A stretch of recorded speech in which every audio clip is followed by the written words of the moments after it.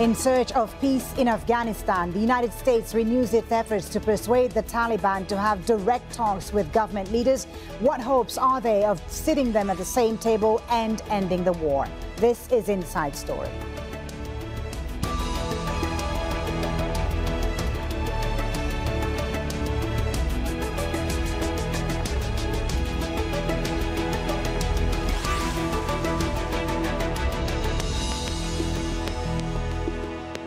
Hello and welcome to the program. I'm Folly Thibault. The United States is eager to end its nearly 18-year involvement in the war in Afghanistan, which has killed tens of thousands of civilian soldiers and Taliban fighters.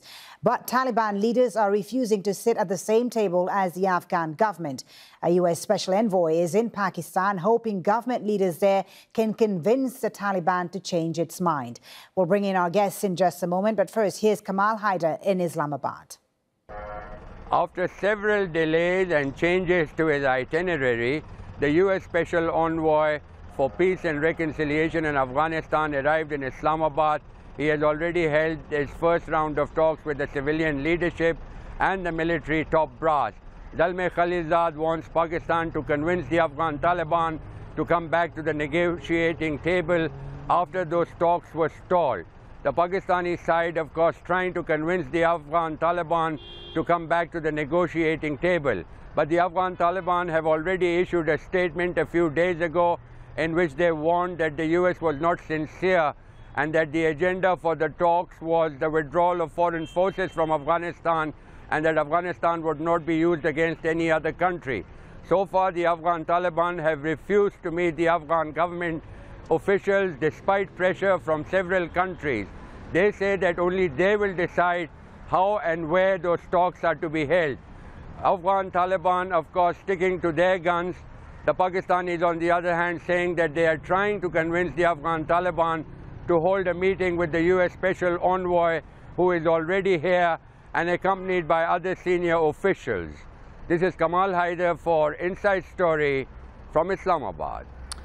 Well, let's take a quick look at the war in Afghanistan now. Following the 9/11 attacks in 2001, U.S. forces invaded with a coalition of more than 40 countries. The goal was to destroy al-Qaeda and the Taliban government, protecting them, and to make sure Afghanistan didn't become a safe haven for armed groups.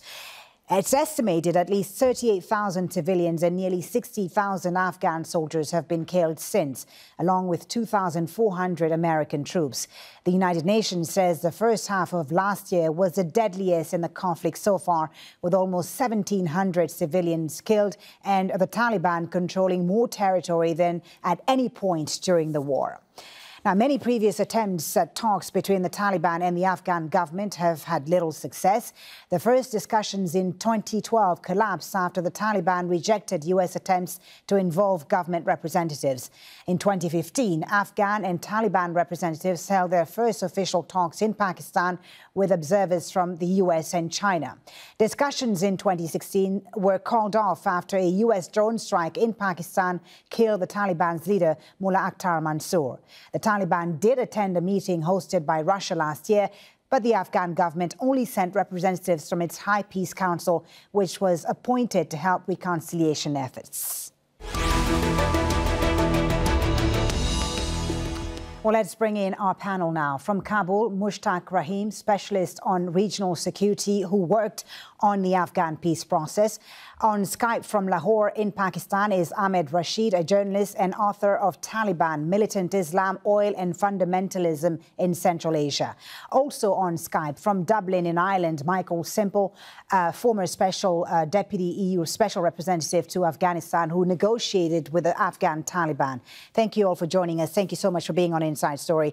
Mushtaq Rahim in Kabul. The Taliban hold more territory in Afghanistan today than at any point during the war. Why would they want to negotiate now? Are they really committed to the peace process? Yes, regardless of their progress on the battlefield over the course of last 3 years, the Taliban have, in my view, has an intent to be part of the negotiation process, and that is mainly because of the stalemate that the conflict has been faced with. We know that the Taliban have been losing a lot of their foot soldiers on the battlefield, including the mid-level commanders. The Afghan forces have been upholding to their positions and have been defending their positions. And after the furious battle since 2014, when the international forces drew down from Afghanistan from a strength of 130,000 to merely 13,000, even after that, Taliban have not been able to achieve those high-level goals that they had set themselves, that included taking over some of the provincial centers. They did take a couple of province central cities, but they could not maintain their hold on those. And in many other places where they put a lot of pressure, still they were not able to really achieve their battlefield objectives. Okay. So considering the battlefield losses, and also there have been significant pressure on the countries that have been supporting the Taliban covertly, because of that political pressure as well, they are faced with a situation where they have to really consider the peaceful settlement through a political dialogue. Let's hear from Ahmed, Rashid in Lahore. As we've said, Ahmed, many attempts at talks before. Do you see any signs of hope for the first time? Is it possible to get somewhere? Are the Taliban interested in political compromise, in your view? I think this time it is possible to get somewhere, specifically because the Taliban are interested in a peace deal. As you know, as we've just learned, they've taken enormous casualties. There's always been a lobby within the Taliban which has looked towards finding a settlement with the government and with the Americans. The problem for the Taliban has been that they have stubbornly kept two items on their agenda, and they will not accept anything less than that before they talk seriously to the Afghan government. The first is the commitment by the Americans to withdraw all their forces from Afghanistan within a certain time frame, and the second has been the return of their prisoners, the freeing of their prisoners held by the Americans or being held by Kabul. And all the various talks we've had so far, we've never moved beyond these two factors. The Taliban have never told us exactly what kind of government they want, how would they, what kind of compromises do they want with the Kabul regime, what would they do with their army, and exactly how they would run down some of these other militant groups in Afghanistan, like Al-Qaeda and ISIS, who are very active there. So I think we're still bogged down in this basic conundrum and of trying to find a breakthrough between the Americans and the Taliban, which could get resolve the issue of troop levels and release some prisoners. But the Taliban have to give something in return. So a lot of unknowns about their agenda, you say, Ahmed Rashid. Let's bring in Michael Semple in Dublin. Michael, unprecedented U.S. attempts to get a peace deal in Afghanistan. The U.S. envoy, Zalmay Khalilzad, has said he's cautiously optimistic about a peace deal in April. Can he succeed, in your view, in bringing the Taliban to the negotiating table? And if he does, can it achieve lasting peace in Afghanistan? In the past 3 months that Ambassador Khalilzad has been active in this post, he has made a palpable difference in the discourse in Afghanistan, and particularly amongst the Taliban. Those Taliban who for years simply were not prepared even to mention ideas such as peace, ceasefire, settlement, have been forced to talk about them. So that has already been achieved. I spend a lot of my time trying to make sense of what the Taliban are doing and thinking. I can certainly, testify to these changes. The discourse has changed. But I would like to make some observations about some of the limitations to that, because I think that we also have to try and get inside the head of the Taliban, both their fighters and the leadership. It is completely true, as my colleague Rahim from Kabul said, that the Afghan security forces and the US have escalated over the past 2 months and have been inflicting significant casualties on the Taliban. That is absolutely true. I see no evidence from the decision-making and the ideas of the leadership that they have sort of factored that into their calculations and their stance on negotiation.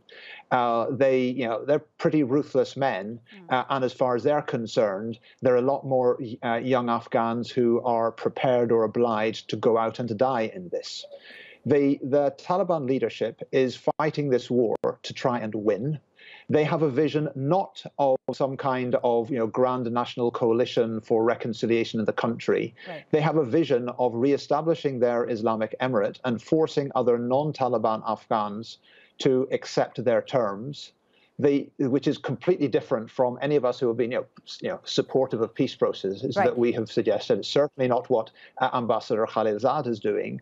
And when it comes down to this issue of are the Taliban ready to negotiate, I think that the Taliban are very happy to be seen talking to the United States because they believe that, in a sense, that sort of gives them a stamp of legitimacy. At least they're strong enough that the Americans have to talk with them.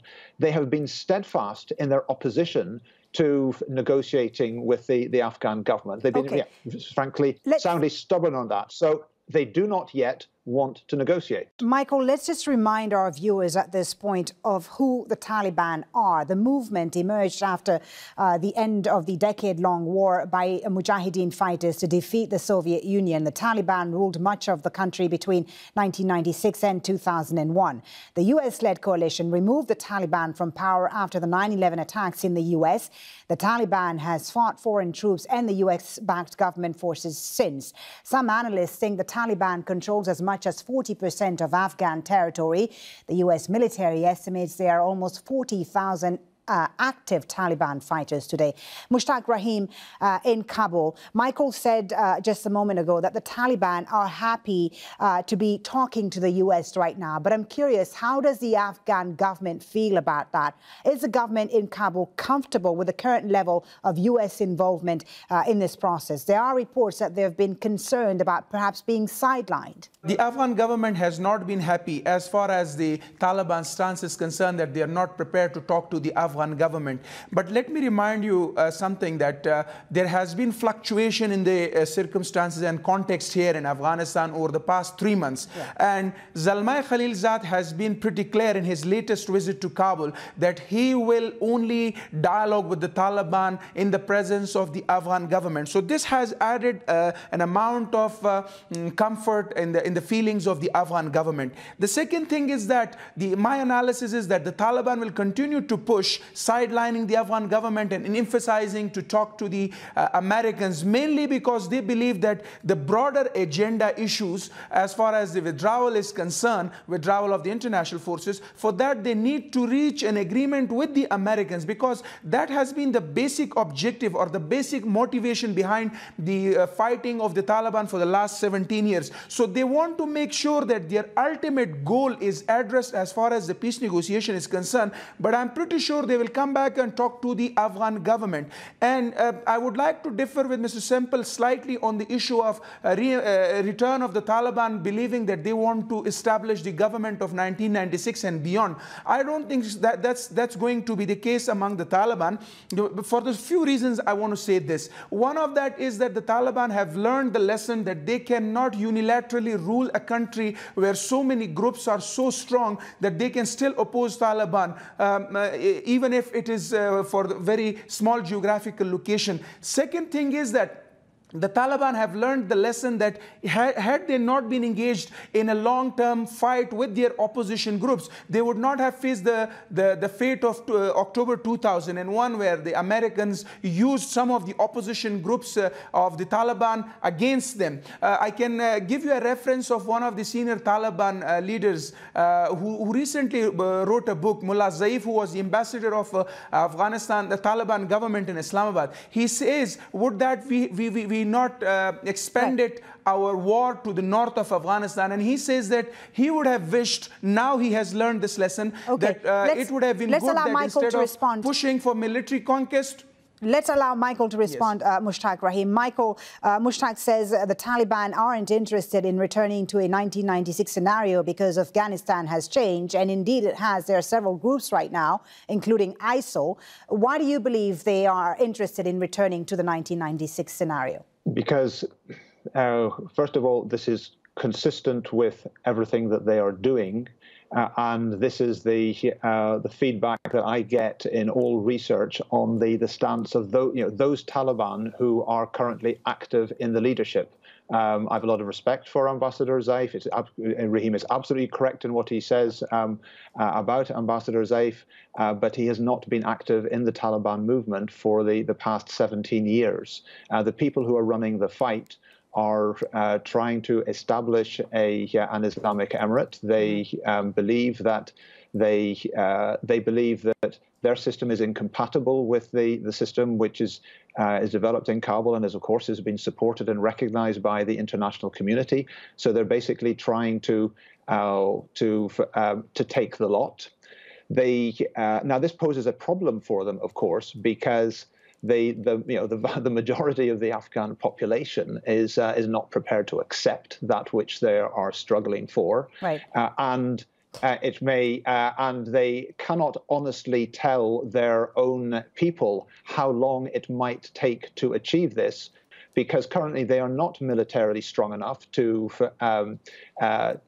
win in Afghanistan, and certainly as long as the US maintains its support to the Afghan government and some level of troop presence, they're not strong enough for that. So what they're trying to do is they're trying to stretch this war out, fight as long as it takes for the US to leave, in the hope that they can win afterwards, and that means a long war. Okay, let's bring back Ahmed Rashid into the conversation. Ahmed Rashid, you are in Pakistan. Zalmay Khalilzad, the US envoy, has been to Islamabad. Tell us about the role of Pakistan in this particular scenario, and what can Pakistan do to exert pressure on the Taliban? Do they have leverage on the Taliban, on the Afghan Taliban? Let me just add a couple of points to the earlier conversation that you've been having. Sure. I think one reason the Taliban have woken up is the fact that they know they cannot rule Afghanistan like they did in the early 90s. They need foreign aid, they need friendly neighbors, they need a helping hand. And I think the Americans, the very big card that the Americans have to play down the road is the fact that aid to Afghanistan will continue if the Taliban are willing to be involved with the Afghan government and seek a compromise.